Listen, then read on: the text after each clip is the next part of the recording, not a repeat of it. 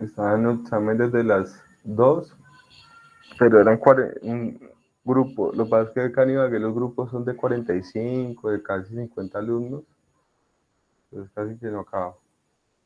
Pero bueno, listo, buenas noches. Entonces, acorde como veníamos trabajando la clase anterior, veníamos hablando en torno a lo que era la presentación de la demanda, y nos centramos la clase pasada en un tema relacionado con acumulación de pretensiones y, y lo que tenía que ver con la parte probatoria. Entonces ahí mirábamos unos aspectos prácticos de eso. Eh, la idea de hoy es hablar específicamente de lo que tiene que ver con la parte de la contestación de la demanda. Digamos que la cara opuesta a la presentación de la demanda. Entonces, de alguna forma, en lo hablado hasta el momento, hicimos énfasis en unos aspectos o unas recomendaciones al momento de querer presentar una demanda, aspectos que iban mucho más allá de simplemente cómo se redacta, y pues trabajamos en ellos y mirábamos que la demanda pues no es solamente el escrito de demanda, sino realmente es toda una estrategia jurídica en cuanto a lo que se debe presentar y pues el paso acertado que se debe dar en relación con ello.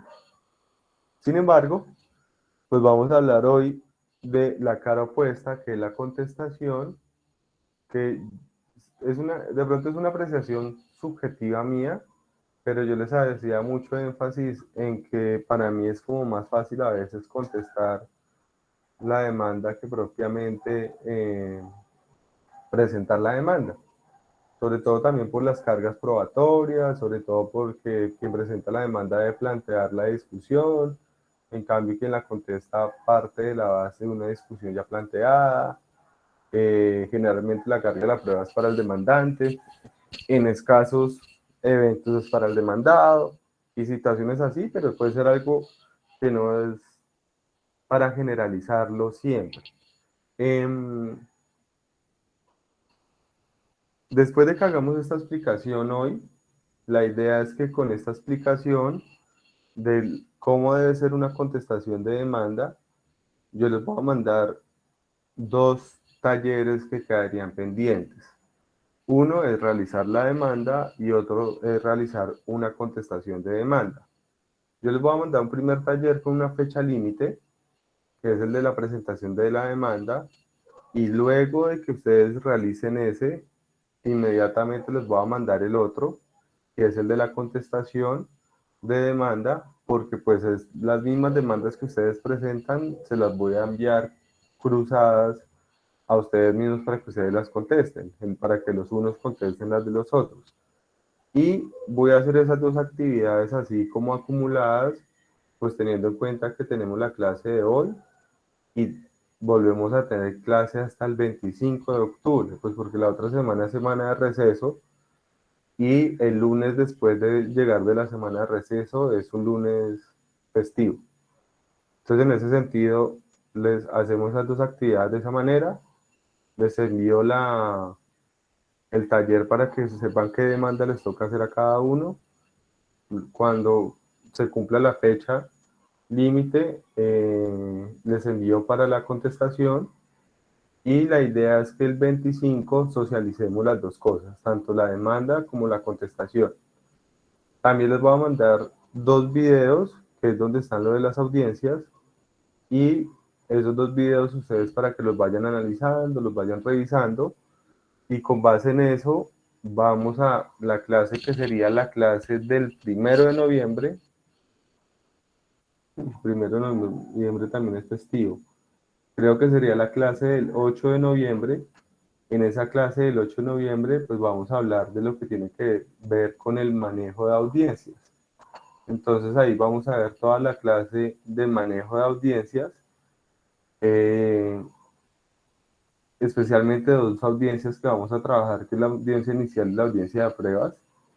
Y con eso, ahí yo les voy a repartir unos roles, y esos roles son para que ustedes en la clase del 22 de noviembre, que sería prácticamente la última clase, en esa clase hagamos el ejercicio de simulación en el que ustedes van a simular, pues como si estuvieran en la audiencia, teniendo roles de demandante, demandado, de juez y todo, en ese caso. Creo que estamos ahí justos, y pues el tiempo que se pierde por los festivos y todo eso, se recupera pues con los talleres que tenemos que hacer y con los videos que deben revisar para la preparación de las audiencias en ese caso. Listo. Entonces, eh, cuando vamos a arrancar a hablar de la presentación de una contestación de demanda, hablar de una contestación de demanda también implica hacer algunas acotaciones muy similares a las de la presentación de la demanda. Sin embargo, esas recomendaciones o esas acotaciones empiezan a variar bastante, desde el punto de vista formal o desde el punto de vista también legal, porque los requisitos que tiene una contestación son diferentes y el manejo es muy distinto en cuanto a lo que son las contestaciones de demanda. Entonces, la pregunta que siempre nos hemos hecho es de si existe una demanda o una contestación perfecta.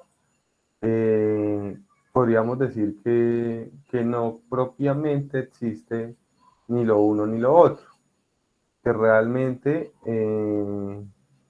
podríamos hablar de una buena demanda o una buena contestación. Bueno, podríamos llegar a hablar de incluso de una contestación o una demanda perfecta, pero pues esa perfección yo creo que no se logra tanto porque la perfección no depende solamente de esos dos escritos, sino depende de todo el transcurrir del proceso. Entonces puede que yo haga una demanda perfecta, pero pierda el proceso. Entonces no tiene sentido eso, o que yo haga una contestación perfecta, pero pierda el proceso. Entonces, creo que es mejor hablar de una buena demanda o una buena contestación, pero a esto hay que acompañarlo de todo el trámite procesal que nos lleva a tener éxito, como tal. Entonces, frente a la contestación inicialmente también hay que hacer la misma abstracción que hacíamos con la presentación de la demanda, y es que lo último que debemos analizar es propiamente, o a lo último que nos debemos referir es propiamente al documento escrito. Ese documento escrito, podríamos decir que ese documento escrito es un documento que también es un formato.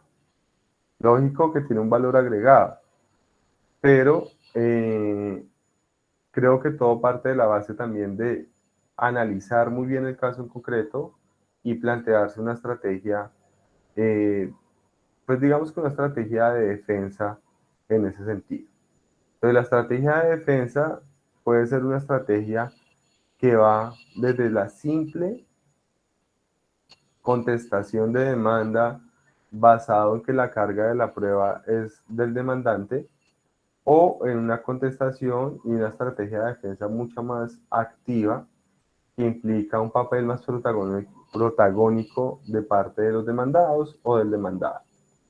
Entonces acá hay que hacer referencia también a algo, y es que recordemos que en materia de derecho privado, en derecho civil, la justicia es una justicia de naturaleza rogada. Y hablar de que la justicia es una justicia de naturaleza rogada significa de que debe haber congruencia entre lo que va a fallar el juez con lo que establece la demanda. ¿Por qué hago esa aclaración inicial? Porque esa prohibición de oficiosidad del juez en la justicia civil y esa restricción del juez de limitarse a lo pedido en la demanda implica que la contestación de la demanda pues no deba ir más allá de lo establecido por el demandante. Y ese es un punto en el cual hay que tener mucha, pero mucha prudencia al momento de contestar una demanda. Razón por la que hay que hacer esta división como de dos aspectos importantes. Y es, cuando yo voy a contestar una demanda, por lo general, a mí me cuentan la historia real. O yo le solicito a mi cliente que mi cliente me cuente la historia real de lo que pasó. Sin embargo, esa historia real es una historia real que yo guardo para mí, porque la historia que yo voy a contar al proceso es una historia que va limitada acorde con lo establecido en la demanda, porque puede que incluso a mí me señalen otras cosas que no están establecidas en la demanda y pues yo no tengo por qué llevar a discusión eso al proceso si allí no está siendo objeto de discusión. Me explico. Si por ejemplo a mí me demandan por un incumplimiento de un contrato y al demandar el incumplimiento del contrato señalan que el incumplimiento se dio por tal situación y mi cliente al contratarme me dice que el incumplimiento fue no ese, sino fue otro tipo de incumplimiento, pues yo prácticamente al proceso a lo que voy es a demostrar que no hubo el incumplimiento que me están enmarcando. Pero no tengo por qué ir a poner en discusión un incumplimiento que no está siendo objeto del proceso. Y es que de pronto uno suele actuar con miedo pensando de que el juez descubra algo más en el proceso y se refiera frente a eso. Pero eso está, digamos que protegido por el principio de congruencia que, como ya lo mencioné, prohíbe que el juez pueda fallar ultra petita o extra petita. Pongo otro ejemplo diferente. Es como si yo fuese demandado en un juzgado de familia, una demanda de divorcio, y la causal de divorcio sea una causal que es relaciones sexuales extramatrimoniales. Pero yo sé que adicional a esa causal, yo incurrí en dos causales más, como por ejemplo que yo consumo ciertas sustancias psicoactivas y que yo agredo a mi pareja. Entonces, pues lo siento, ya la demanda se presentó y gira en torno a esa causal de divorcio. Frente a lo demás, pues yo no tengo por qué entrar a jugar en ello porque eso no está siendo objeto del proceso. Eso, el demandante, digamos que el demandante es el que decide sobre qué quiere discutir en el proceso. Y bajo ese entendido, entonces yo no tendría por qué entrar a preocuparme por otros asuntos diferentes en el proceso. Entonces, hago toda esta reiteración para nuevamente hacer énfasis en que nosotros al momento de contestar la demanda debemos partir de lo que plantea la demanda. ¿Y por qué razón? Incluso no debemos salirnos de ello, porque salirnos de ello podría dar lugar a darle ideas al demandante y el demandante tiene una oportunidad muy valiosa para agregar otros asuntos que podría ser cuál oportunidad. ¿Alguno recuerda qué oportunidad sería?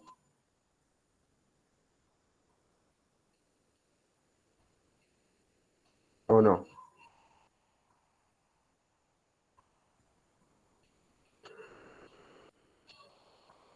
¿Sí me están escuchando o no? Sí, profe, no, no me acuerdo. Sí, señor. ¿No? Pues tendría la posibilidad de reformar la demanda.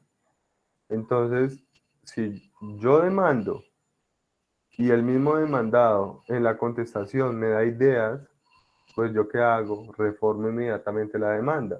Y si yo reformo la demanda, pues puedo agregar asuntos que no estaban siendo objeto de discusión inicialmente en el proceso. Recuerden que con la reforma de la demanda yo puedo agregar demandados, yo puedo agregar hechos, puedo agregar pretensiones. Entonces, en ese sentido, si el demandado me da mi idea de algo que yo no tenía previsto, pues yo inmediatamente lo agrego en la demanda. Además de que la contestación puede ser una contestación muy tímida o muy prudente, en el sentido de que debe ser una contestación muy completa, pero guardándose algunos asuntos para un momento diferente, que es el momento de alegatos de conclusión. Ojo, yo no me puedo guardar pruebas, las pruebas tengo que aportarlas de una vez todas. Yo no puedo dejar de interponer ciertas excepciones o formular ciertas excepciones, ni de plantearlas, pero lo que sí puedo hacer es muy cauto con mis argumentos, como por ejemplo, les pongo un ejemplo muy sencillo. ¿Tienen claro que es una unión temporal o un consorcio?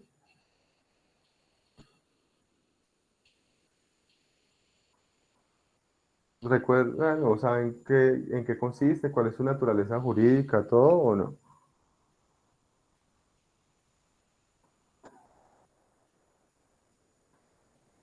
¿No? Profe, ¿no es la unión de varias entidades comerciales privadas? Ok, Es una va unión por el, temporal que hacen para cumplir un objetivo en común. ok, va por ese lado. Entonces, los consorcios y las uniones temporales son unas figuras de cooperación empresarial. Entonces, se unen varias empresas, pero tiene una particularidad, y es que no crean una nueva persona jurídica.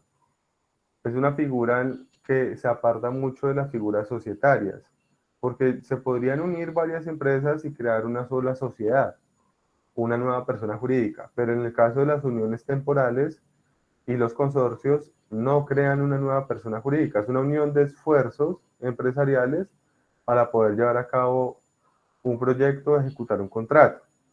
Entonces, en ese sentido, les pongo un ejemplo real.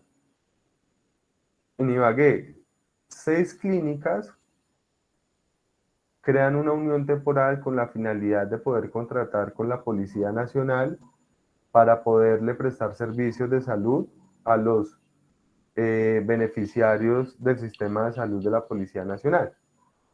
Entonces, en ese sentido, pues una sola clínica no le podría ofrecer todos los servicios de manera conjunta a la policía, pero al unirse con otras, sí lo puede hacer. Entonces, prácticamente terminan unidas 5 o 6 clínicas y entre todas juntan todos los servicios requeridos y crean una unión temporal. Pero ¿cuál es la cualidad especial que viene al caso que estoy explicando? Y es que, como lo decía, no se crea una nueva persona jurídica, sino es una figura solamente que se presta para contratar. Bajo ese entendido, yo no puedo demandar a la unión temporal porque la unión temporal no tiene capacidad para ser parte, no tiene personería jurídica en ese evento, sino que si yo quiero demandar, tendría que demandar a los miembros de la unión temporal, que son los que tienen personería jurídica, en ese caso. Entonces, si yo demando a la unión temporal y la unión temporal de una vez les dice, ojo que usted no me puede demandar a mí, sino que tiene que demandar a mis miembros, pues ¿qué hace el demandante? El demandante inmediatamente reforma la demanda y en la demanda reformada demanda directamente a cada uno de los miembros de la unión temporal.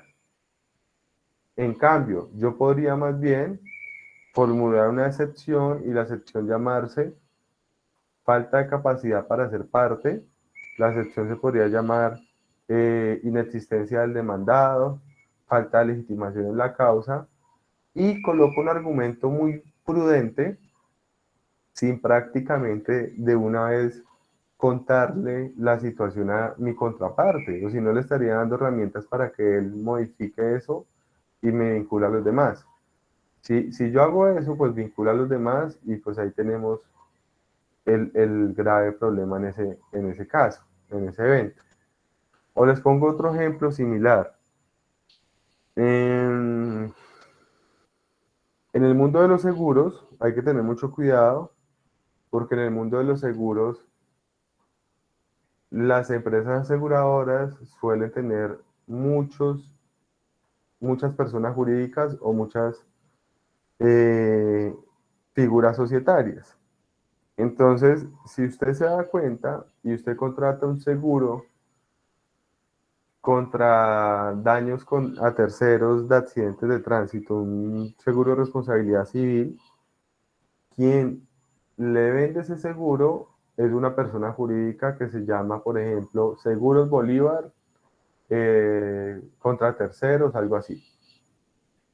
Pero si usted quiere un seguro de vida, el seguro de vida que usted quiere se lo vende Seguros Bolívar, pero otra persona jurídica diferente. O sea, podría existir Seguros Bolívar Vida S.A. y aparte existir Seguros Bolívar Tránsito S.A. Aparentemente uno cree que es una sola empresa, pero en la facturación pueden ser empresas totalmente diferentes. Entonces, en ese sentido, yo demando a Seguros Bolívar, Vida, y tenía que haber demandado a Seguros Bolívar de los seguros de tránsito, de accidentes de tránsito. Entonces, en ese caso, la misma situación. Si Seguros de Vida, Seguros Bolívar, Vida, se pone a advertir la situación de entrada, pues el demandante reforma la demanda y vincula al que es. Pero Seguros de Vida, Seguros Bolívar Vida, también podría formular una excepción muy prudentemente, distrayendo la situación, y si de aquí a mañana no es reformada la demanda por el demandante, pues ese proceso lo van a perder los demandantes porque están demandando a una persona que no tiene ningún vínculo contractual en el tema asegurativo que ellos están reclamando. Entonces, ¿a qué punto voy hasta ahora de todo lo que hablaba?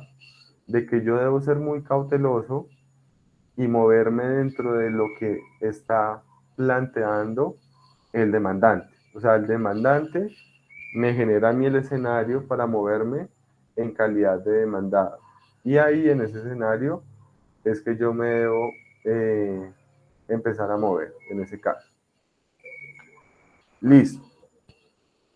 Dicho lo anterior, hay que hacer entonces ya énfasis detallado en algunos aspectos de la contestación como tal.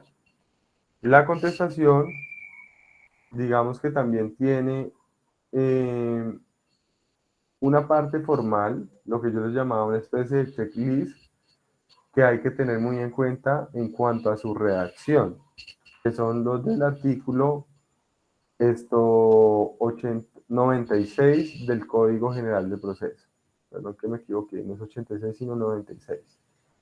Entonces, en el artículo 96 nos señala cuáles son los requisitos de una contestación de demanda. Y pues vamos a ir mirándolos uno a uno desde su aspecto formal, pero también mirándolos a profundidad, qué cosas importantes requerimos en cada uno de estos puntos. Entonces, lo primero, la contestación de demanda debe contener, uno, el nombre del demandado, su domicilio, el de los apoderados, es decir, ese encabezado que siempre utilizamos, donde se nombran o describen a las partes y a los apoderados, en ese caso. Entonces, esa contestación de demanda debe incluir ese primer punto.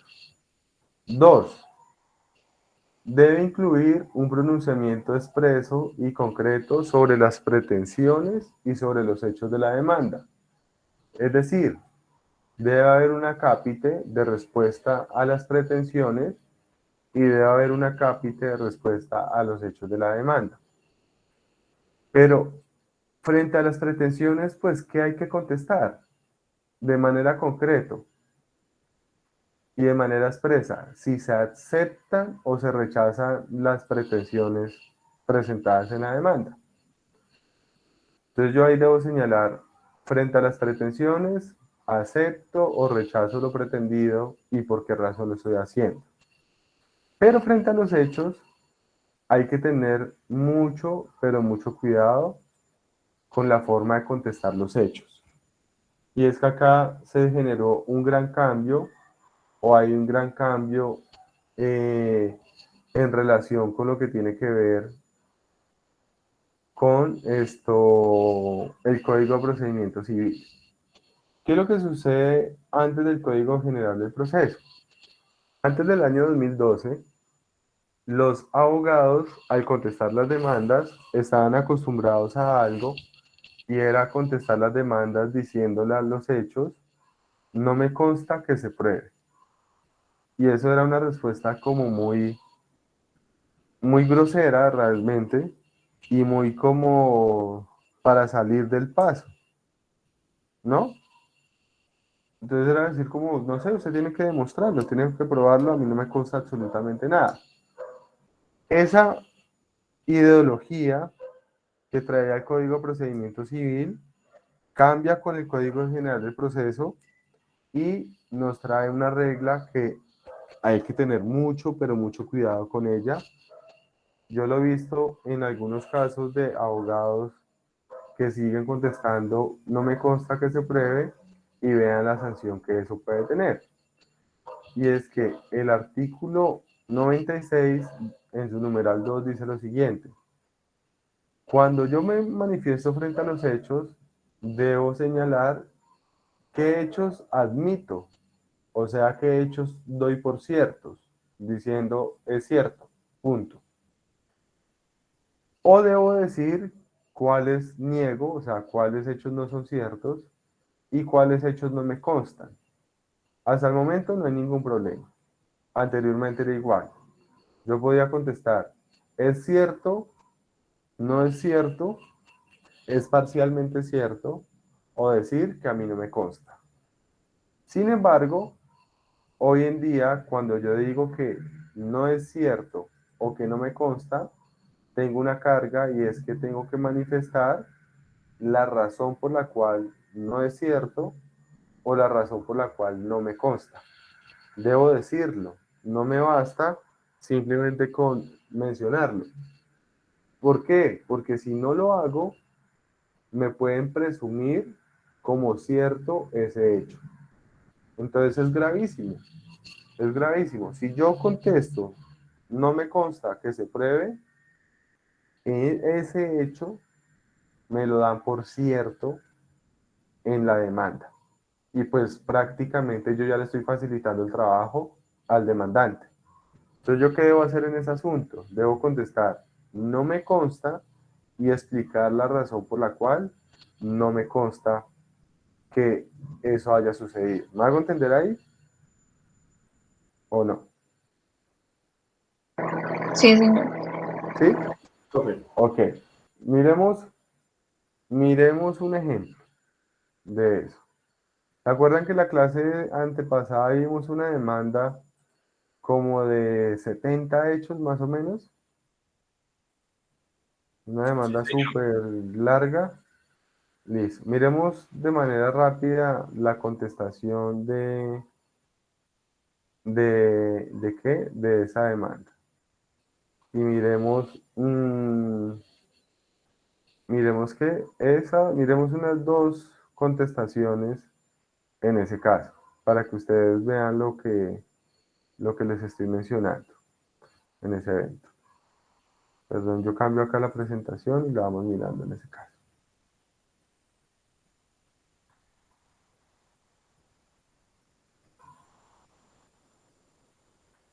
Mm, Perdón, un segundo ya mientras me termina de abrir.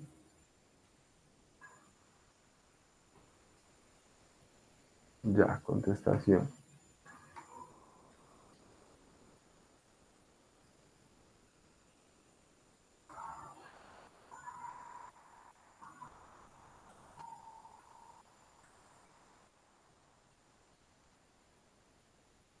Acá está. Entonces, un ejemplo. Entonces, acá, bueno, el primer punto que decía, el encabezado. Entonces, en el punto 1 de la norma, pues el encabezado. Que prácticamente los datos de la parte demandada y el apoderado. Punto 2, manifestarme frente a las pretensiones de manera concreta. Entonces me opongo, y me opongo ¿por qué razón? Porque no es como los niños. Me opongo porque no, me opongo porque sí. Es de manera concreta, pero hay que decirlo. No, me opongo porque no se reúnen los requisitos para que prospere la acción, en especial no se reúne lo que tiene que ver con la prueba del nexo causal, con la prueba del hecho, o me opongo porque a las pretensiones demandadas, porque como pasará a explicar, no se cumple con los requisitos para adquirir el bien por prescripción adquisitiva, como la posesión, pero de manera concreta. Entonces vean que de manera concreta uno se manifiesta frente a las pretensiones. Frente a los hechos. Entonces vean. Uno, no le consta a mi poder dante. Además hay que hacer una aclaración. Uno está hablando en nombre de la parte, no está hablando por uno. Entonces no le consta a mi poder dante. Y explico por qué no le consta en ese caso. Si yo solamente digo que no le consta, me pueden dar por cierto ese hecho si es un hecho susceptible de confesión, en ese caso. Acá es cierto, no tiene explicación, no le consta mi poder dante, y ahí explico. Como se observa, hace referencia a situaciones dentro de las que no participó mi mandante, es decir, atenciones médicas que no fueron prestadas en sustitución. Por ejemplo, es una demanda donde se involucran varias clínicas, en este caso, y están hablando de atenciones que ocurrieron en una clínica diferente, pues a mí no me consta lo que pasó en otra clínica. Entonces, en ese sentido, no me consta, pero explico por qué no me consta, así que sea de manera concreta. No es cierto, el 5, y se explica por qué no es cierto. Entonces, en el examen se dice que lo que transcribe la parte, pero ello solo será indicativo de la existencia de un nódulo, y se explica por qué no es cierto en ese caso. Cuando es cierto, no es necesario explicar nada, pero a veces uno hace como una aclaración. Es totalmente viable en ese sentido. Es parcialmente cierto, entonces toca explicar por qué es parcialmente cierto en ese evento. Y ahí va toda la explicación. Entonces, ojo, porque ustedes van a de pronto a guiarse por algunos formatos de contestaciones de demanda en las que va a aparecer no es cierto que se pruebe, no me consta que se pruebe, y pues arriesga uno a la sanción que señala la ley, y es que den por cierto ese hecho. Me parece que es una sanción pues bastante fuerte, si lo miramos de alguna manera. Sigamos con, con la norma acá. Entonces, 3. Adicional a que me pronuncio sobre las pretensiones y sobre los hechos, pues debo formular las excepciones de mérito que quiero proponer con las pretensiones. Y debo expresar el fundamento fáctico de esas excepciones. Ojo, acá en este caso hay una gran diferencia con la presentación de la demanda. Porque se acuerdan que en la presentación de la demanda mencionábamos que había que ser muy concretos, sobre todo en los fundamentos de derecho y en los fundamentos en los fundamentos de derecho, que no era necesario señalar tantas cosas. En cambio, vea que en la contestación, en las excepciones, yo sí puedo ser un poquito más extenso. Y puedo ser más extenso de tal manera que en las excepciones puedo incluir jurisprudencia, puedo incluir explicaciones doctrinales, lo cual no es tan recomendable en la presentación de la demanda. Infortunadamente, por efectos prácticos, es raro que en un juzgado lean los fundamentos de derecho. En cambio, es casi obligatorio que lean las excepciones, porque las excepciones son los mecanismos de defensa del demandado. Entonces, en ese sentido, se da esa diferenciación, y es que en la contestación, pues yo sí puedo prácticamente extenderme un poco más o mucho más en en los argumentos, en ese caso. Adicional a eso, la norma me dice que debo manifestarme frente al juramento estimatorio, y si hay derecho de retención, pues manifestar el derecho de retención.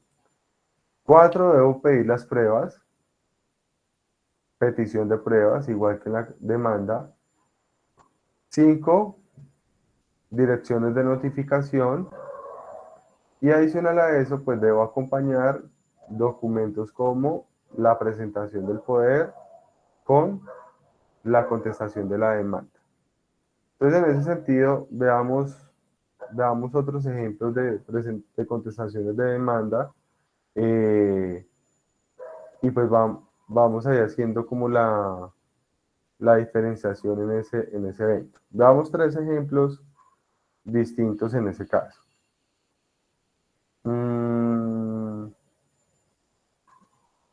Un segundo, miremos el que teníamos y miremos estos otros dos, un reivindicatorio y una declaración y una declaración de pertenencia, las dos contestaciones en ese caso. Entonces,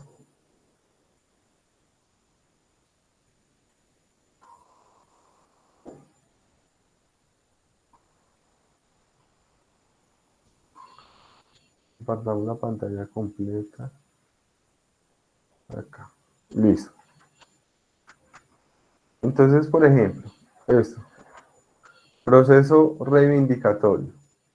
Entonces, recordemos que un proceso reivindicatorio es donde el propietario pretende que el poseedor le devuelva el corpus, que le entregue el bien. Entonces, acá, ejemplo. Primer parte, el encabezado. Segundo, frente a las pretensiones. Entonces, vean que acá se señala, me opongo a las pretensiones, y hago una breve explicación de por qué me opongo. Entonces, frente a la pretensión primera, me opongo porque, tal como se demostrará, el objeto de discusión figura a nombre del demandante, pero ello es solo una apariencia porque hay una simulación, etc. Y ahí voy explicando el por qué me opongo a las pretensiones. No solamente es decir me opongo, sino explicar por qué me opongo de manera concreta. Frente a los hechos, como decíamos ahorita, es cierto, pero pues yo puedo hacer aclaraciones. Es cierto, es cierto, es cierto. No es cierto, y explico por qué. Por lo menos acá el asunto es que hubo una simulación antes, entonces quien aparece como dueño quiere reclamarle el bien a quien realmente es el dueño. Entonces ahí se explica por qué frente a cada hecho, y se va dando respuesta. Y llegamos a las excepciones de mérito. Entonces, ahí se hace la explicación. Recuerden que las excepciones de mérito pueden ser unas excepciones que su nombre queda a la libertad de quien contesta la demanda, es decir, no son taxativas como si lo son las excepciones previas. Entonces yo formulo mi excepción y la argumento, y ahí soy un poquito más extenso. Es una diferenciación marcada con la presentación de la demanda. Excepción 2, y explico por qué. La 3, 4, pero no necesito realmente ser siempre extenso. Puedo ser muy conciso, muy concreto, dependiendo del caso en especial. Y realmente esto depende de la prudencia que yo deba manejar al momento de contestar la demanda, algo que explicaba hace un momento. Porque de pronto, entre menos digo, menos idea le doy a la parte demandante. Luego viene la objeción al juramento estimatorio, que es bien importante. Lo hablamos la semana pasada, la clase pasada. La petición de pruebas, con las mismas claridades que hicimos la clase pasada. Anexos, notificaciones y ya, en ese caso. Miremos otro ejemplo. Una contestación de una pertenencia. Entonces, bueno, en esa pertenencia, acá hay una cápite diferente, y es porque en las acciones de declaración de pertenencia puede intervenir no solamente el que está demandado, sino todo aquel que tenga interés. Entonces acá esta contestación la está haciendo alguien que no está demandado directamente, pero que demuestra interés en el proceso. Entonces por eso se hace esa cápite aclarando el interés. Pero frente a las pretensiones, me pongo igual y vean que muy corto. Me pongo a todas y cada una, y en especial las que solicitan declaración de prescripción, pues como será demostrado, no se reúnen los requisitos exigidos de posesión y tiempo. Vean que de manera muy concreta me puedo poner a las pretensiones. Frente a los hechos, ¿es cierto? ¿No es cierto? Se explica por qué no es cierto. No es cierto, es parcialmente cierto. No les consta a mis demandantes. Vean que acá en civil hay algo importante, y es que se pueden responder varios hechos con un mismo argumento.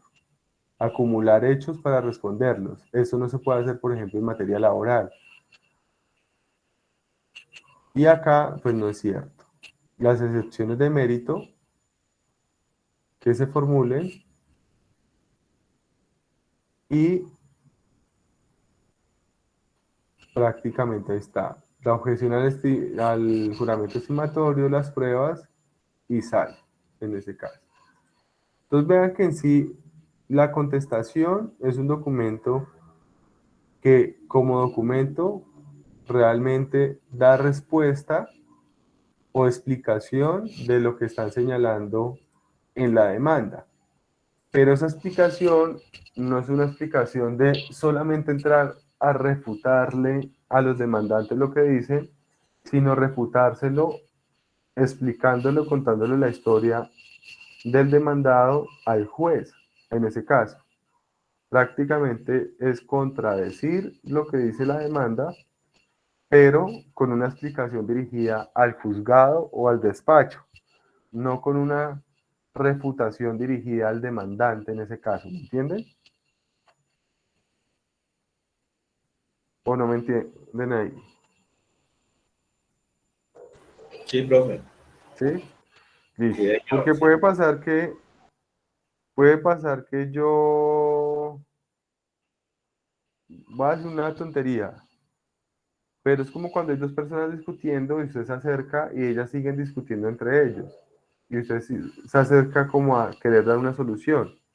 En ese evento, realmente los que deberían escuchar, o el que debería escuchar, es ese tercero que interviene. Entonces, en ese sentido, lo que debería hacer el demandante es hablar, pero dirigido directamente al juez, que el juez es el que le va a dar una especie de solución, en ese caso, no dirigido hacia su contraparte, en ese caso. Listo. Entonces, hasta ahí, digamos que eso es lo que tiene que ver con la contestación de la demanda. Uno pensaría que no es más. Pero acá viene un análisis adicional, y es que cuando hablamos de la contestación de la demanda, tenemos que mirar que la contestación de la demanda no implica solamente el escrito de contestación de demanda, sino que contestar una demanda puede implicar un ejercicio que lleve a tener en cuenta otro tipo de escritos aparte de contestar la demanda. Suena un poco incoherente, pero de entrada, si yo voy a contestar una demanda, no solamente debo pensar en la contestación de demanda, sino debo pensar en otros escritos que pueden llegar a ser incluso más importantes que la contestación de demanda. Y esos escritos son prácticamente 3 escritos a los que me voy a hacer referencia en ese caso, que son el llamamiento en garantía, que son el escrito de excepciones previas y que son los recursos contra el auto que admite la demanda como tal.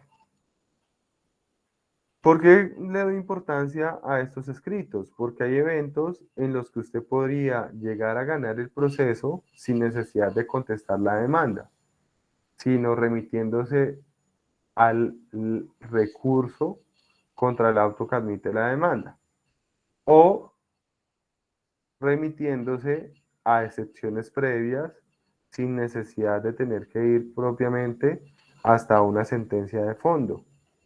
Entonces, en ese sentido, son documentos que debemos de tener en cuenta, pero que son documentos para los cuales hay que tener mucho cuidado porque su presentación es diferente y los términos para ser presentados son diferentes. Entonces, recordemos que la demanda puede ser admitida, pero también puede ser inadmitida o rechazada. Entonces, si yo logro que una demanda la inadmitan, después de que sea inadmitida, la parte demandante tiene 5 días ¿para qué? Para corregir los defectos de la demanda y si no los corrige, se puede rechazar. O hay eventos en los que la demanda puede ser rechazada de manera inmediata. Entonces, en ese sentido, esto, cuando yo soy notificado de una demanda, inmediatamente yo digo, bueno, ¿qué voy a contestar y cómo me voy a defender? Pero puede pasar que yo encuentre un error formal por el cual la demanda pueda llegar a ser inadmitida. Entonces ahí vamos a mirar y a recordar en qué eventos una demanda puede ser inadmitida. Y yo en ese sentido podría presentar un escrito eh, atacando la admisión de la demanda. Acuérdense que la demanda, según el artículo 82, tiene unos requisitos para su presentación, ¿no? Que es como un checklist. Entonces usted va chuleando esto. Pero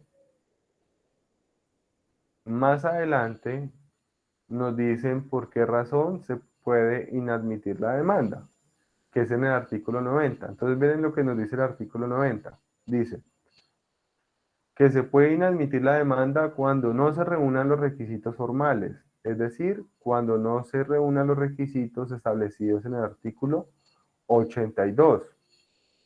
Yo puedo joderle la vida al demandante. Si el demandante presenta una demanda en la que no se le olvida una parte formal de la demanda, pues yo pongo el recurso y eso lo va a obligar a que tenga que corregir la demanda. De pronto no voy a lograr ganarme el proceso ahí, porque la corrigen y ya, pero podría ganarme algo que es muy valioso al momento de contestar una demanda y es ganar tiempo, porque al momento en que yo interpongo el recurso contra el auto que admite la demanda, inmediatamente el término para contestar la demanda se suspende hasta que el juzgado se pronuncie frente al recurso. Entonces, el escrito de recurso contra el auto admisorio de demanda es bien importante. Yo les soy sincero, hay algunas ocasiones en las que yo recurro a ese auto porque sí o porque no, y es siempre por ganar tiempo. Pero hay otras ocasiones en las que lo hago con la finalidad de que la demanda sea inadmitida o sea rechazada, y se puede llegar a lograr. Por ejemplo, 2, no se agregan los anexos que ordena la ley. Y puede que el juzgado admita y no se dé cuenta de eso. Entonces yo también pongo el recurso. Cuando no se acumulan bien las pretensiones, cuando la persona que demanda es incapaz, cuando quien formula la demanda no tiene derecho a postulación, o sea, no es abogado, cuando no hay juramento estimatorio siendo obligatorio, cuando no se acredita la conciliación prejudicial como requisito de procedibilidad. Entonces vean que ahí están todos los eventos, entre otros posibles, en los cuales yo puedo pedir que la demanda sea inadmitida.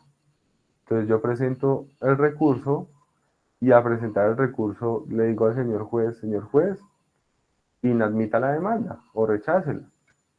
Y eso, reitero, además de darme tiempo, puede que de pronto me ayude a que el proceso termine de una vez. Yo tengo un proceso que ese proceso lo presentaron, se presentó mal presentado, yo presenté recurso, inmediatamente inadmitieron la demanda, la parte no corrigió, le rechazaron la demanda, volvió y la presentó y volvimos a ponerle recurso, pero ya no por un defecto, sino por otro defecto diferente. Y se la volvieron a inadmitir y se la volvieron a rechazar porque no lo corrigió. Y volvieron a presentar la demanda y se le volvió a presentar, a formular recurso, pero ya por otro defecto. O sea, tenía 3 defectos la demanda, pero pues los defectos no se rechazaron, no se resaltaron todos de inmediato. Entonces uno al final, ¿qué hace? De alguna manera, prácticamente le baja como el ritmo al demandante y puede que el demandante desista de demandar, puede que si el demandante está cerca de la prescripción le prescriba la demanda o situaciones como esas. Entonces eso se puede hacer en ese caso.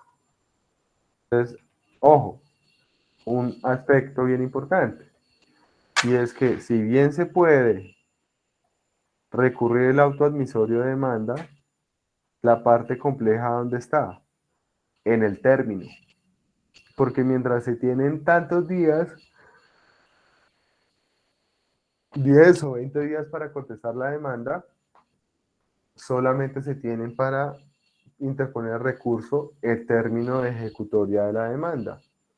Y el término de ejecutoria de la demanda, no, del auto que admite la demanda. Y ese término de ejecutoria es solamente de 3 días, en ese caso. O sea que con ese término hay que volar. Si a mí me dicen hoy un cliente, me acabaron de notificar, el término para interponer recurso me empieza a correr al día siguiente. Y tengo 3 días nomás para poner recurso, si el recurso veo que es oportuno presentarlo. Si yo me pongo a esperar y después ya me doy cuenta de que podía recurrir el auto admisorio y no lo hice, pues ya no lo puedo hacer. ¿Por qué? Porque ya me pasaron los 3 días y ya estoy dentro del término para contestar la demanda, que recuerden que es un término que se cuenta paralelamente. Es decir, los 3 días que tengo para poner recurso, esos 3 días ya me van contando para contestar demanda, en ese caso. Entonces hay que tener mucho cuidado con eso. 2, les decía que aparte del escrito de contestación, se puede también tener en cuenta lo que es el escrito de recurso contra auto admisorio, pero también las excepciones previas y también el llamamiento en garantía. Y pues acá hay que hacer otro tipo de apreciación, otro tipo de aclaración como tal. ¿Por qué razón? Porque si bien se pueden formular excepciones previas, que las excepciones previas son las del artículo 100 del Código General de Proceso, esas excepciones previas hay que tener mucho cuidado porque su término para ser presentadas varía dependiendo de la clase de proceso. Es decir, en un proceso declarativo normal, el término que se tiene para presentar las excepciones previas es el mismo término de contestación de demanda. En cambio, hay otros procesos en los que el término que se tiene para presentar excepciones previas es el mismo término para interponer recurso contra el auto admisorio de demanda, o sea, solo 3 días. Entonces, las excepciones previas, recordemos que atacan el fondo Entonces son falta de jurisdicción, compromiso, inexistencia del demandante, incapacidad, ineptitud de demanda, etcétera, pleito pendiente, las del artículo 100, pero, reitero, lo que hay que tener cuidado es porque no se formulan de manera igual en todos los casos. Además hay que tener en cuenta que se deben formular en un escrito aparte de la contestación de demanda y dependiendo del proceso, el término varía. Por ejemplo, en los procesos de mínima cuantía, el término para formular las excepciones previas es el mismo término para recurrir el auto admisorio de demanda. Creo que es el artículo 391 del Código General de Proceso. Sí, procesos verbales sumarios. Entonces, en los procesos verbales sumarios, la norma nos dice claramente, ya les muestro, eh,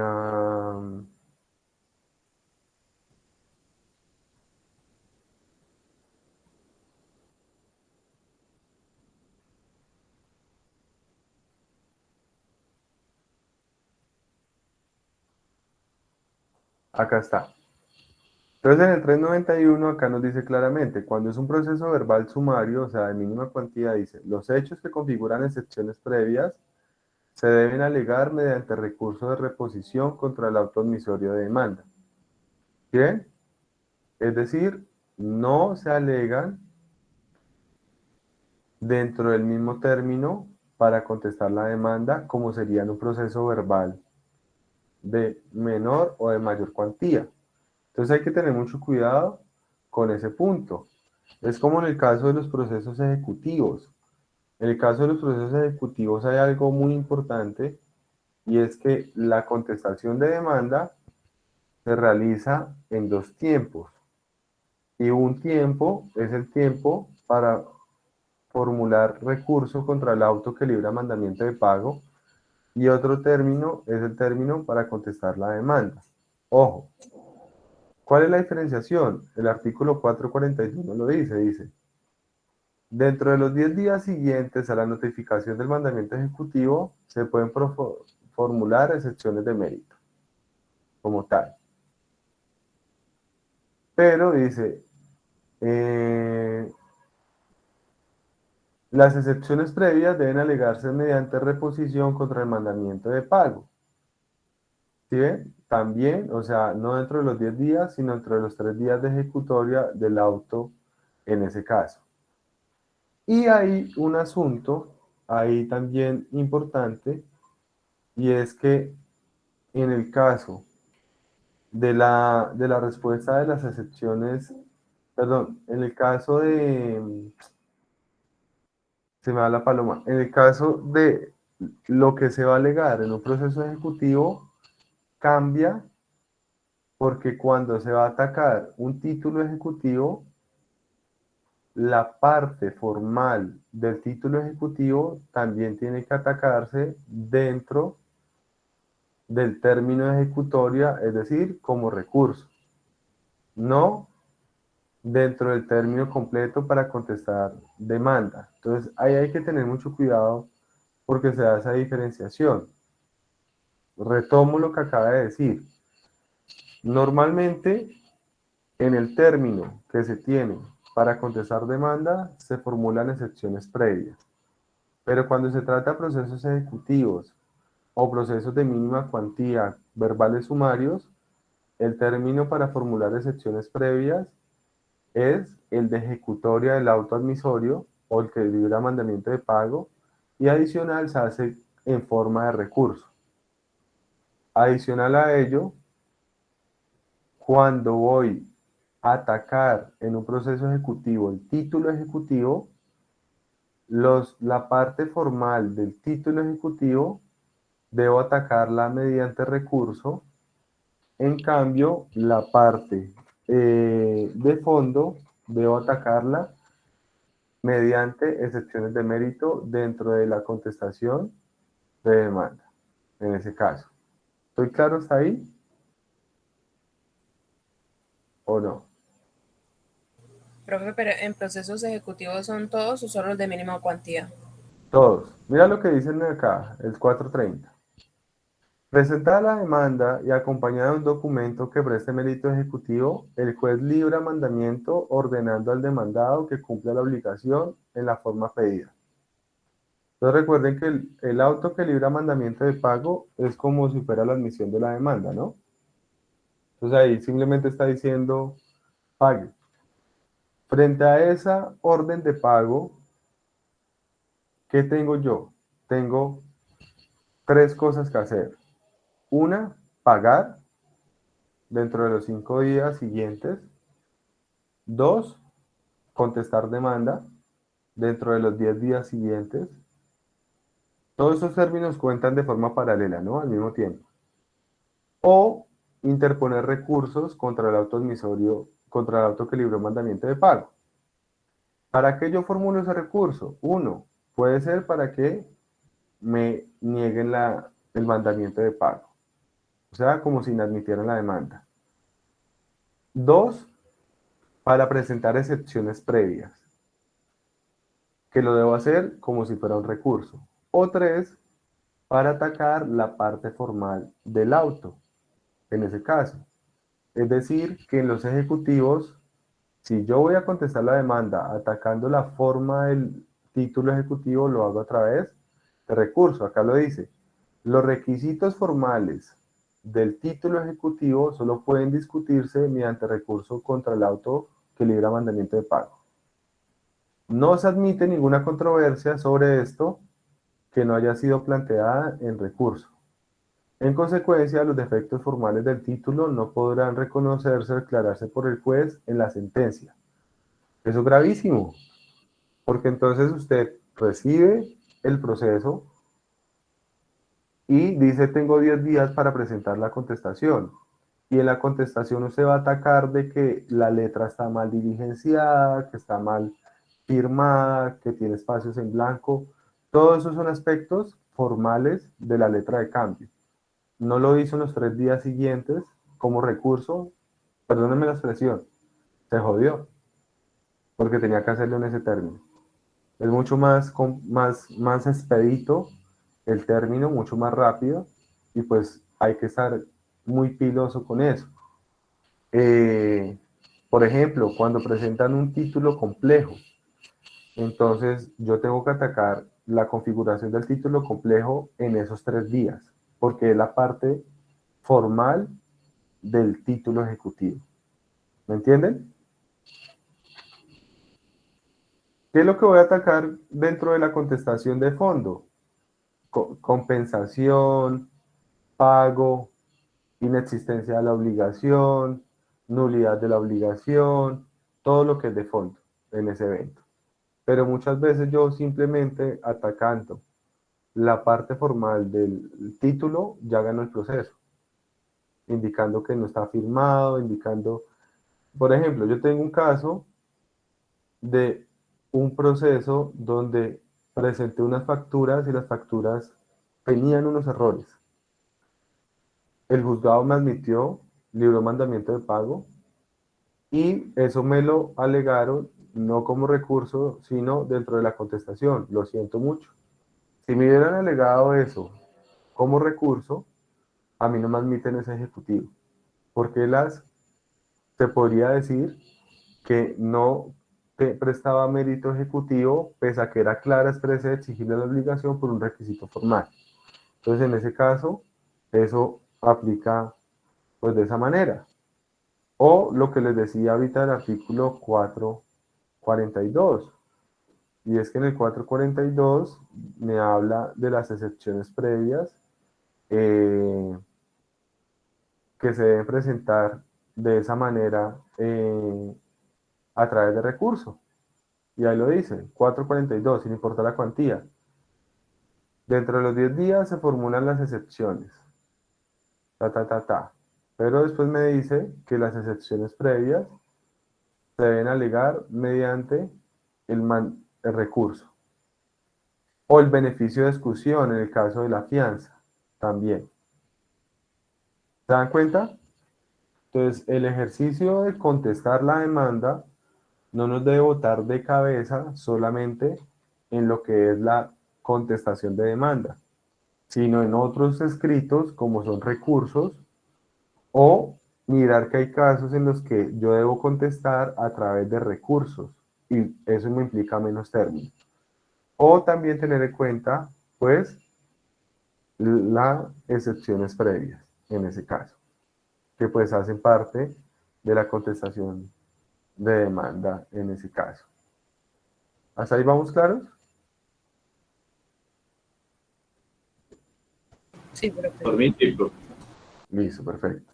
Les hago una pregunta, como empezamos un poquito más tardecito, ¿les parece si seguimos de largo hasta acabar y acabamos antes? Sí, profe, es mejor. Sí, listo, Sí, perfecto. señor. Ok. El otro documento que les decía, que también hace parte de la contestación y que no debemos de olvidar, es el llamamiento en garantía. Entonces, el llamamiento en garantía es un documento que es bien importante porque puede pasar que el proceso esté perdido, o sea, que de entrada uno sepa que el proceso se va a perder, pero que haya un tercero que es obligado a responder por mí o a reembolsarme.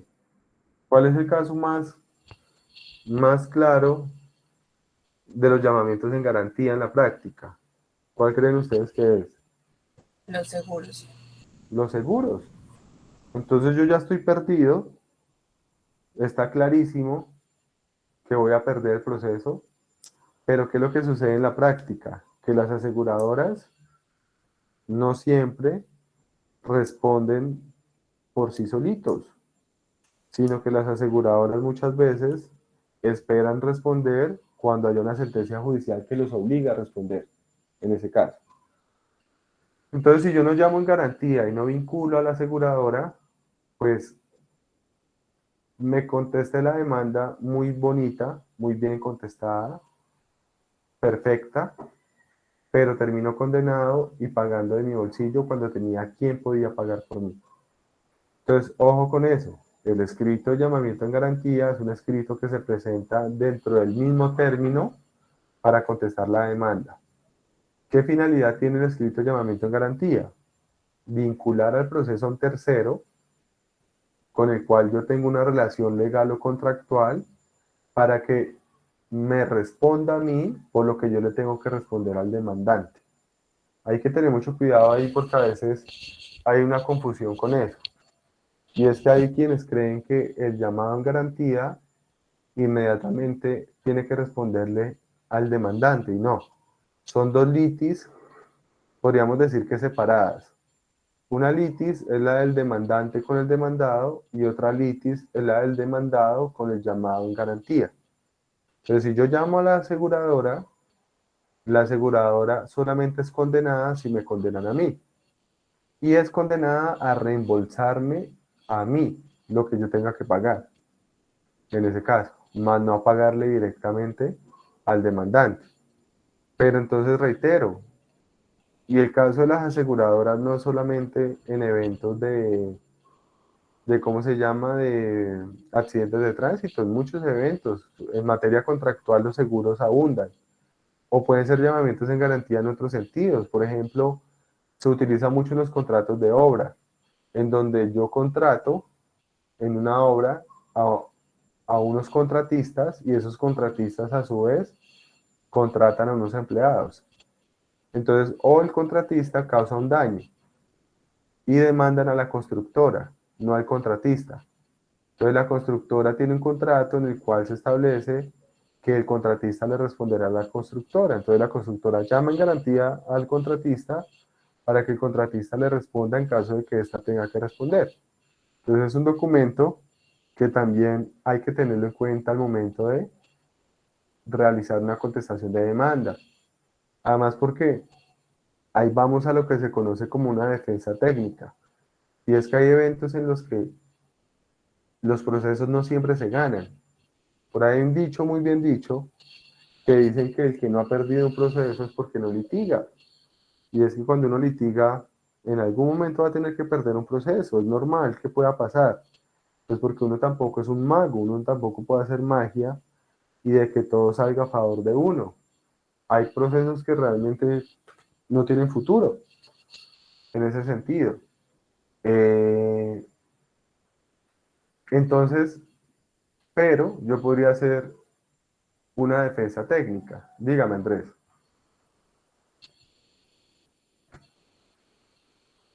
Andrés, ¿se le levantó la mano o levantó la mano, Andrés?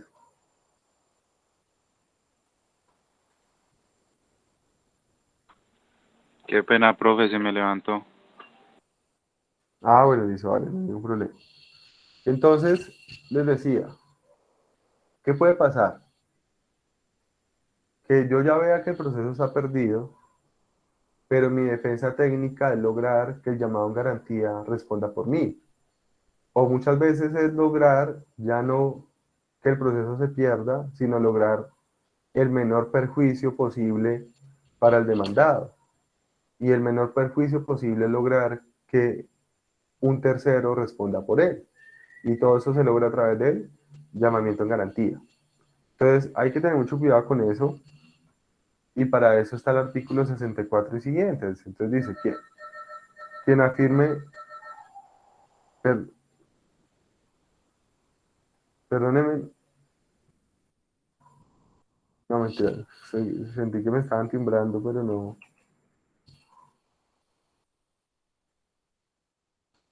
Dice el 64, quien afirme tener derecho, perdóneme un segundo.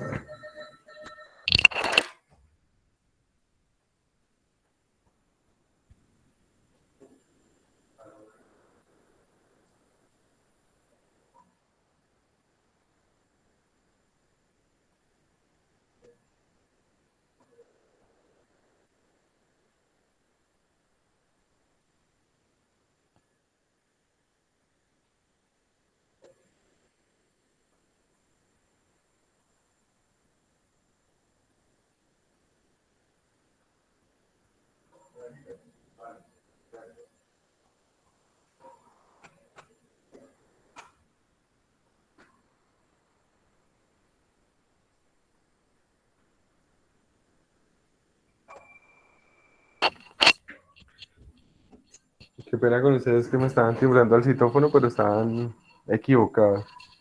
Me ha hecho raro que estaban llamando a esa hora. Entonces les decía, ya, el 64 dice, quien afirme tener derecho legal o contractual a exigir de otro la indemnización del perjuicio que llegara a sufrir o el reembolso total o parcial del pago, ta, ta, ta, ta, ta, eh, podrá pedir en la demanda o entre el término para contestarla que en el mismo proceso se resuelva sobre tal relación. Puedo vincularlo al proceso. Entonces, los requisitos, ¿cuáles son? Los mismos del artículo 82. Si me voy a referir a cómo debe ser el escrito de llamamiento en garantía. Es decir, es como si fuera un pequeño escrito de demanda. Y el trámite, pues es un trámite que se da de forma paralela al proceso. Al mismo tiempo, lo vinculamos al proceso, al llamado en garantía, pero es muy importante. Entonces, ahí vuelvo a lo que les decía atrás. Inmediatamente a mí me dicen hay que contestar una demanda, yo inmediatamente debo analizar, antes de empezar a mirar y a buscar por internet el formato de contestación, de una vez debo mirar, ¿es posible que yo ponga algún recurso, formule algún recurso? ¿Es obligatorio alegar algo por vía de recurso? Si estamos hablando de excepciones previas, en el caso de los ejecutivos, de los aspectos formales, para que dentro de esos 3 días yo inmediatamente haga lo que tenga que hacer. Formular recursos, secciones previas o alegar los defectos formales del título. O, si no es así, pues ya mirar si adicional a la contestación tengo la posibilidad de llamar en garantía y vincular a alguien al proceso. Entonces, no solamente es analizar cómo me voy a defender, con qué argumentos, sino desde el punto de vista formal, qué escrito debo presentar y también qué documentación requiero para ello. A mí me ha pasado con algunos clientes que el llamamiento en garantía lo ponen a uno a sufrir casi hasta el último día para presentarlo, porque no consiguen la documentación correspondiente para demostrar que existe ese vínculo contractual o legal que da lugar al llamamiento en garantía. Entonces, en ese sentido, eso es bien importante, analizar con qué documentación cuento yo y demás.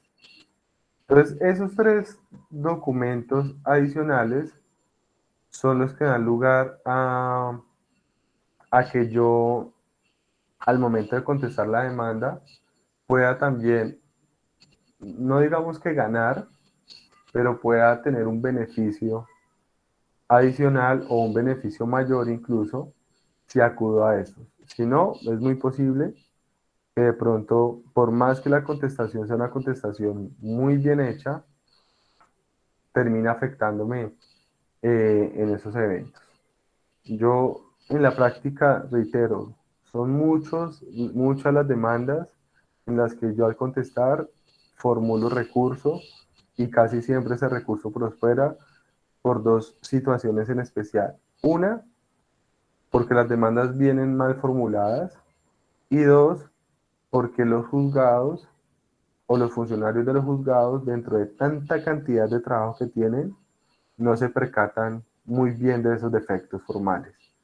Entonces ellos admiten y admiten y admiten muchas demandas y le toca a uno como contraparte advertirle al juzgado el error para que le inadmita la demanda. Y eso también sirve como estrategia, porque de entrada empezamos a hacer ver a la contraparte, eso puede sonar muy bajo o muy tonto, pero sirve, y es a empezar a hacer ver a la contraparte como una parte eh, que no tiene la razón o que está empezando a fallar. ¿Por qué digo que eso puede sonar muy bajo? Porque realmente eso no debería ser relevante para el juez. Porque realmente uno está haciendo ver mal a quién, en ese caso, a la contraparte o al abogado de la contraparte.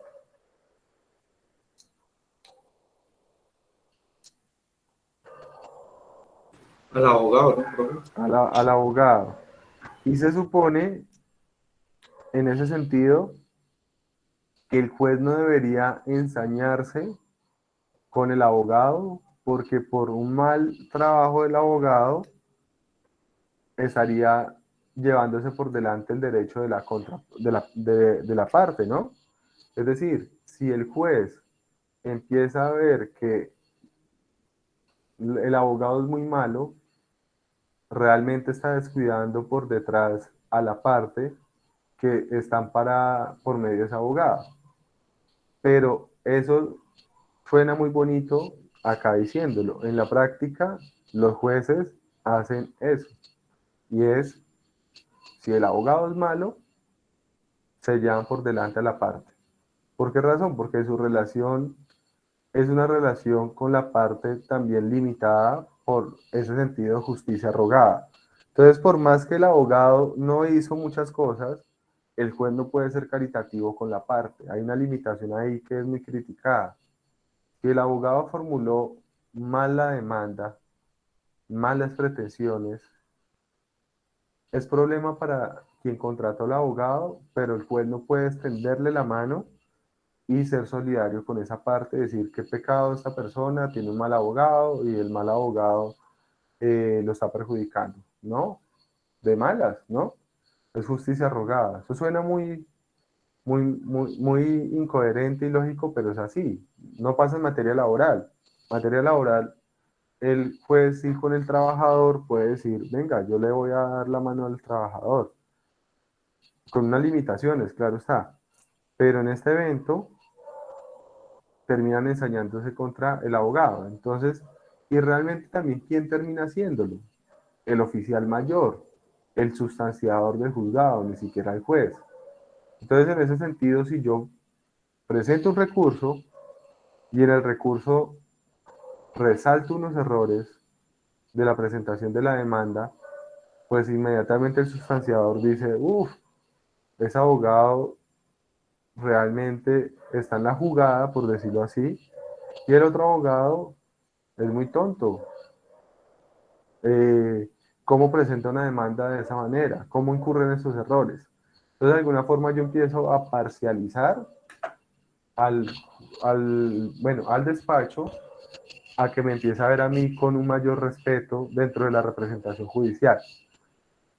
Eso uno a veces lo habla con algunos colegas y los colegas tienen toda la razón de decir que eso no debería importar, pero en la práctica eso importa. Entonces a veces los jueces, voy a decir algo que no debería aplicarse, eso debería ser de una manera diferente, pero a uno, como lo ven, lo tratan, ¿no? Entonces, si usted lo ven como un abogado que hace todo mal y hace todo mal desde que empezó el proceso, presentando una demanda mal, pues ya empiezan a tratarlo mal en el proceso.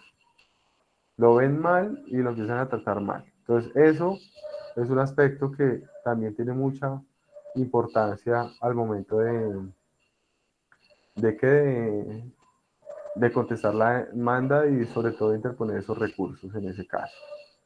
Listo. Aparte de lo anterior, hay que hacer énfasis en algo muy importante. Ya lo hemos dicho ahorita. ¿Cuál es la consecuencia de no contestar adecuadamente los hechos que me puedan dar por cierto los hechos? Pero peor aún, ¿cuál es la consecuencia de no contestar la demanda? ¿Qué puede pasar? A uno se le puede pasar el término. A mí, por ejemplo, me pasó algo que yo creo que por milagro se me solucionó el tema. Pero contesté una demanda faltando 5 minutos para que se me venciera el término y la contesté de manera virtual como se hace hoy en día enviando el correo electrónico y mandé el correo electrónico sin el adjunto. Es decir, mandé el correo electrónico sin la contestación. Lo mando, prácticamente respiro como del estrés y la presión que tenía de mandar la contestación y reviso y me doy cuenta ya pasado las 5 de la tarde y se entiende que todo documento presentado fuera del término del horario se tiene como presentado el día siguiente. Entonces yo mando la contestación nuevamente a las 5:05 con el documento adjunto. Y mando el documento adjunto y ahí digo que por error involuntario, tal y tal. Afortunadamente no me pusieron problema. Y la contraparte no dijo nada, pero me la podrían haber tenido por no contestada. Por ejemplo, una vez me pasó también por dejar las cosas para lo último. En Ibagué fui a contestar la demanda cuando éramos presencial. Llegué a las 5:30 de la tarde, el horario era en ese momento hasta las 6. Llego a las 5:30 de la tarde, derecho para el Palacio de Justicia y el palacio estaba cerrado porque iban a fumigar el palacio. Y habían unos letreros días antes que advertían que ese día se iban a iniciar fumigaciones desde las 5 de la tarde. Llego yo a las 5:30 con mi contestación y pues inmediatamente llamo al juzgado, hay un funcionario del juzgado y me hace el favor de bajar hasta la portería y recibirme la contestación. Pero donde no me la han contestado, tremendo problema en el que me meto. ¿Por qué razón? Pues porque miremos cuáles son las consecuencias de no contestar la demanda. Entonces el artículo 97, ¿qué nos dice? Dice, la falta de contestación de la demanda o del pronunciamiento sobre los hechos y pretensiones de ella, o las afirmaciones o negaciones contrarias a la realidad, harán presumir ciertos los hechos susceptibles de confesión contenidos en la demanda. ¿Qué quiere decir eso? Pues ya prácticamente le di la razón al demandante. Así yo presente la contestación de manera extemporánea, el juez ya no puede tener en cuenta lo que yo haya dicho en esa contestación, ni tampoco puede tener en cuenta las pruebas que yo haya aportado o haya solicitado en esa contestación extemporánea. Entonces, en ese sentido, ahí es un aspecto que es bien riesgoso, reitero, porque si yo no presento bien la contestación de demanda en el término, pues ahí corro el riesgo de perder el proceso de manera inmediata, en ese caso. Y pues para eso hay que recordar cómo se cuentan los términos para contestar la demanda. No sé si ustedes lo recuerdan bien, cómo son los términos en ese sentido. Pero hay que tener en cuenta una regla primordial, y es que todo término empieza a correr a partir del día siguiente de qué. De la notificación. De su notificación, exacto. Entonces hay que tener en cuenta eso. ¿Cuándo quedo yo notificado? Y a partir del día siguiente que soy notificado, me empieza a correr el término. ¿Qué término me empieza a correr? Me empieza a correr paralelamente el término de ejecutoria de la decisión de la cual fui notificado y el término que me concede la decisión, por ejemplo, para contestar la demanda. Es decir, que al día siguiente que soy notificado, me está corriendo el primer día para poner recurso, pero también el primer día de contestación. Al segundo día ya llevo segundo día para recurso, segundo día para contestación. Al tercer día para recurso, tercer día para contestación. Y si no formulé recurso, ya el cuarto día es cuarto día para contestación y así consecutivamente. Entonces hay que tener mucho cuidado con el conteo de términos. Es mejor ser de pronto conservador y contar días menos para evitar uno exponerse a cualquier tipo de eventualidad que lo puede llevar a uno a tener por no contestada la demanda en ese caso, en ese evento. Y hay otro aspecto bien importante en la contestación, y es que si no se da una adecuada contestación, perdón, si no se da una adecuada objeción del juramento estimatorio, pues también se va a afectar la contestación o el proceso, porque pues ahí también se tienen como demostrados los perjuicios o probados los perjuicios que fueron objeto de juramento estimatorio. ¿Qué puede pasar? Lo visto en la práctica. ¿Qué demandan? Formulan el juramento estimatorio, entonces recordemos que el juramento estimatorio está regulado en el artículo 206, y mediante el juramento estimatorio yo de manera razonada señalo a cuánto equivalen los perjuicios, sobre todo los perjuicios materiales, frente a los cuales aplica el juramento estimatorio. Entonces yo digo, en este caso, el daño emergente son, qué sé yo, 100 millones, y el lucro cesante son 500 millones por esta razón y por esta otra. Entonces yo contesto la demanda y no objeto el juramento estimatorio. Si yo no objeto el juramento estimatorio al momento de contestar la demanda, implica que yo ya estoy aceptando que en caso de que llegue a perder, a eso es a lo que me van a condenar en ese caso. Y pues es bastante grave, porque eso puede implicar que estoy, primero, ayudando al demandante porque le estoy quitando la carga de demostrar el perjuicio, y dos, pues si el juramento es bastante grande, pues puede que me condenen a un valor bastante grande en ese sentido. Entonces vean lo que dice acá el 206, dice: quien pretenda el reconocimiento de una indemnización, compensación o pago de frutos, debe estimarlo razonablemente bajo juramento en la demanda, discriminando cada concepto. Ese juramento será prueba de su monto cuando no sea objetada por la parte contraria dentro del traslado respectivo, o sea, dentro del traslado para contestar la demanda. Y solo es objeción cuando se especifique de manera razonada la inexactitud de lo estimado. ¿Qué quiere decir eso? Que no es cualquier tipo de objeción, sino es una objeción también razonada, en la cual yo explique por qué razón la parte demandante no hizo adecuadamente o no está estimando adecuadamente los perjuicios.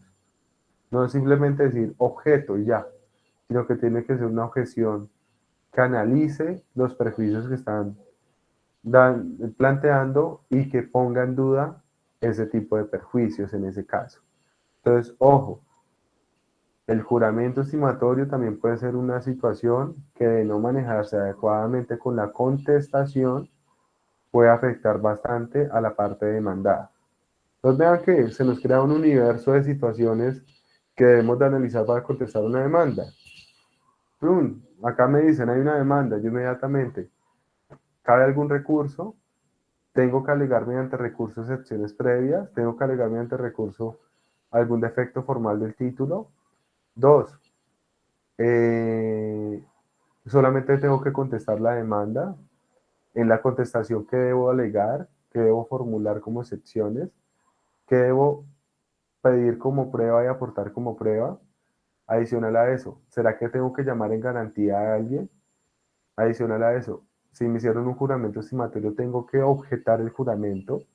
Si no lo objeto, vean que son cositas y cositas que hay que tener mucho cuidado y mucho detalle con eso. Y sumado al juramento, pues hay otro aspecto bien importante que hay que tener mucho cuidado, porque también qué puede pasar con la contestación, y acá es un tema bastante venenoso, que asimismo, como la demanda, en la contestación, tengo que atacar el juramento estimatorio, es decir, la prueba del prejuicio, también con la contestación es posible que tenga que atacar las pruebas periciales. Entonces, ahí también es un punto que hay que tener mucho cuidado con la contestación de la demanda, porque es que normalmente nosotros pensamos que se demanda, se contesta la demanda, se objeta, perdón, y se va a una audiencia inicial y luego es en la audiencia de pruebas donde se da el debate probatorio. Pero no, el debate probatorio inicia desde la demanda y la contestación. Entonces miremos qué nos dice el código frente a la contradicción de un dictamen pericial. Artículo 228 dice, la parte contra la cual se aduce un dictamen pericial podrá solicitar la comparecencia del perito a la audiencia, aportar otro dictamen o realizar ambas actuaciones. Esta deberá realizarse dentro del término de traslado del escrito con el cual haya sido aportado el dictamen, o en su defecto en los 3 días siguientes a la notificación de la providencia que lo pone en conocimiento. ¿Qué quiere decir eso? Que si a mí me aportan un dictamen con la demanda, yo tengo que atacarlo y solicitar su sustentación o aportar otro dictamen en la contestación de demanda. No debo esperarme a otro momento, ni esperarme a la audiencia de pruebas o al decreto de pruebas que se hace en la audiencia inicial. Y lo otro es que si quien aporta el dictamen es el demandado con la contestación, el demandante tiene que inmediatamente le pongan en conocimiento ese dictamen, hacer esto dentro de los 3 días siguientes. Entonces vean que el proceso está muy lleno de cositas y términos y cosas que pueden que un descuido leve nos haga dañar el proceso en cualquier momento. Entonces, más que nosotros preocuparnos por el formato, que es lo que siempre les he resaltado, que el formato mejor hecho, el mejor formato, el más bonito, y eso, toca estar pendiente de esos aspectos en ese evento. Porque, como lo dice acá, si yo no pido que el perito comparezca a sustentar el dictamen en este momento, que es en la contestación de demanda, o en el traslado del dictamen que se presente con la contestación, pues ya pierdo la oportunidad. Y si la prueba pericial es, como dicen por ahí, la prueba reina en ese proceso, pues inmediatamente yo qué estoy haciendo, pues ya dejé en firme la prueba reina. Y si dejo en firme la prueba reina, ya que puedo dar por hecho que perdí el proceso. Porque el único dictamen pericial aportado al proceso es un dictamen pericial que está en mi contra. Y no fue controvertido, no fue objetado ni nada. Entonces inmediatamente yo ya estoy, dirían por ahí, por dentro. O sea, yo ya perdí prácticamente el proceso. ¿Me entienden? En ese caso. ¿Sí? Sí, profe, sí, señor. Ok, entonces hay que tener mucho cuidado Sí, porque señor. el dictamen además se ataca ¿por qué razón? Porque debe cumplirse con los requisitos del artículo 226. Si no se reúnen esos requisitos, pues el dictamen no es un dictamen, todo eso, pero tiene que hacerse ahí, en ese caso. Si yo no lo hago ahí, ya eso no lo puedo alegar más adelante como quisiera yo de pronto hacerlo en ese momento, en ese evento. Ojo, el proceso civil es un proceso que difiere de todos, como todo. Por ejemplo, en materia civil no pasa algo que pasa en materia laboral, y es que en materia laboral pueden inadmitir la contestación de demanda. En materia civil esa situación no sucede, no se da, pero pues es un evento que realmente esto hay que tener mucho cuidado siempre y ir a las normas procesales específicas de cada caso en concreto en ese evento. Entonces, ojo con eso que les voy a mostrar acá. A recapitular en parte lo que hemos trabajado hasta el momento. Entonces, miren, tengan cuidado con esto y es, hasta el momento que tenemos un proceso y vamos hasta ahora antes de las audiencias. Entonces, ese proceso arranca con la demanda y termina pues con una sentencia, pero puede terminar antes. Después de que yo presento la demanda puede ser admitida, puede que la admitan. Si la admiten, inmediatamente se pasa a notificarse al demandado para que conteste o para que presente recursos contra el auto que inadmite la demanda. Si se inadmita la demanda, se puede subsanar, y si se subsana, se admite y volvemos al mismo trámite. Si no se subsana, se rechaza, o puede que se rechace de plano sin necesidad de admitirse cuando la ley lo establece. En caso de que la demanda ya sea admitida y se notifique y yo entre a contestar, pues al momento de contestar yo también puedo formular contrademanda. Entonces, ojo porque acá todo se nos puede mezclar. Y es que si yo contrademando, ahora el demandado tiene que hacer toda la misma labor que yo estoy hablando frente a contestar la demanda. Es un confrontamiento bilateral ahí. Son de lado y lado se demanda y de lado y lado se contesta la demanda. Entonces ahí prácticamente se me voltea la moneda y me muestra la otra cara, y yo que entré como demandante, ahora estoy como demandado, debo también contestar demanda.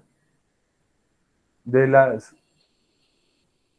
de lo que yo formule en la contestación, al momento de formular la contestación o presentar la contestación, a mí me van a trasladar la contestación para que yo me manifieste frente a las excepciones presentadas por el demandado. Y yo puedo, frente a esas excepciones, pronunciarme solicitando pruebas. O yo puedo reformar la demanda antes de la audiencia inicial.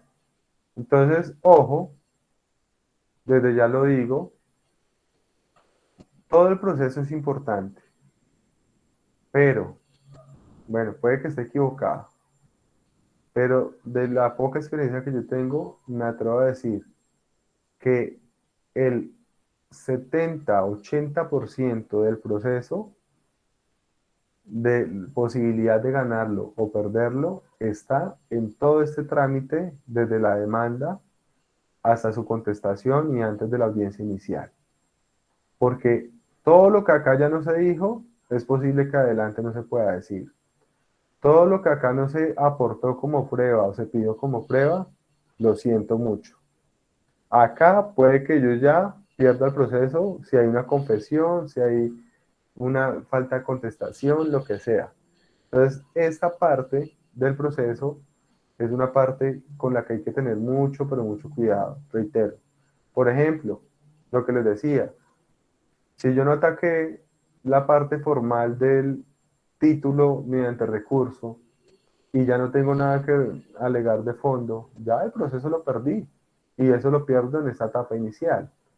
Entonces, esa etapa es casi que todo el proceso.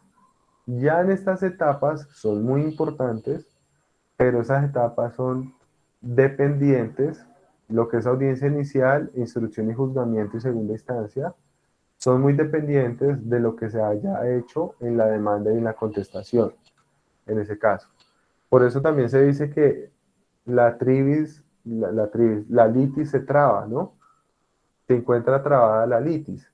Y cuando está trabada la litis, ya nos vamos a la audiencia inicial. ¿Y cuando está trabada la litis? Cuando ya está todo sobre la mesa.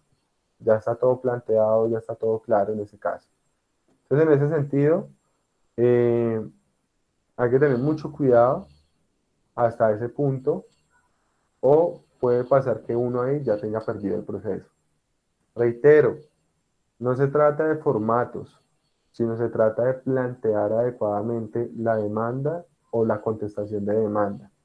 El formato está, el formato existe, pero el formato puede ser perfecto, pero si yo no analizo cuál es la prueba que tengo que aportar o cuál es el hecho que debo controvertir, no estoy haciendo absolutamente nada. Si yo no allego el documento que tengo que llegar en el término que tengo que llegar, no estoy haciendo absolutamente nada. Porque reitero, puedo hacer una contestación hermosa, pero si eso tenía que hacerlo era mediante recurso los 3 días siguientes a la notificación, pues ya no hice nada, perdí el proceso. Ya lo que vamos a hacer entonces después, y con lo que les voy a mandar, es analizar las audiencias y hacer el ejercicio también de simulación de audiencia. Entonces, ¿en qué quedamos? Perdón, no sé si hay alguna pregunta hasta ahí.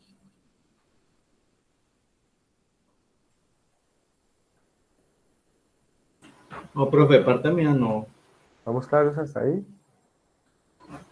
Sí, señor, todo claro. Listo. Entonces, si estamos claros hasta ahí, ¿en qué quedamos? Les voy a mandar la actividad detallada con la fecha en la que me deben enviar la demanda. Luego, la fecha y la fecha en que ustedes deben enviarme la contestación. Pero solo van a saber sobre qué van a contestar hasta que yo reciba las demandas para repartirlas. Y les voy a mandar las audiencias, que cada audiencia dura más o menos 1h30, 2 horas, para que las vayan trabajando para cuando lleguemos a la explicación de las audiencias tengan bastante claro a qué nos referimos con eso. ¿Listo? Entonces, les pido que aprovechen de pronto muy bien el tiempo, pues teniendo en cuenta que pues prácticamente nos vemos hasta dentro de como 20 días. 4, sí, hasta casi 3 semanas. Hasta el 25. Entonces, que aprovechen muy bien el tiempo para trabajar esas 3 cosas: la demanda, la contestación y ver las audiencias. ¿Listo? Yo les mando el correíto explicado bien todo. Y ya, y ahí quedaríamos.